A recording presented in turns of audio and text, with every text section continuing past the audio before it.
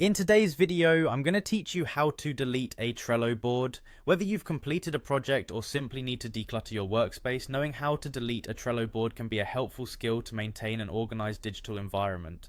Let's walk through the process step by step, making sure each part is clear and easy to follow. First, we're going to head over to the Trello website. To do that, open up your web browser and type in trello.com in the address bar.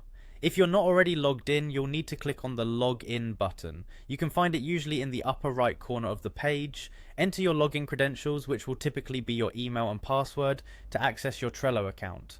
Once logged in, navigate to your Trello workspace. This is your command central where all your boards and projects are organized. You'll likely see a selection of boards here, so take a moment to locate the one you're ready to delete. Now, you might be tempted to delete the board right away, but Trello requires you to close a board before deleting it.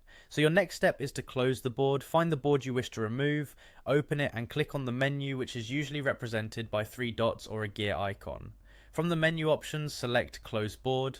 This action will effectively archive the board from your main workspace view. After closing the board, you need to navigate back to your Trello workspace.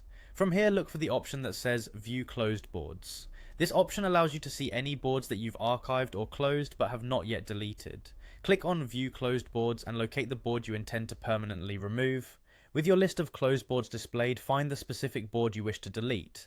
There should be a delete option associated with each closed board.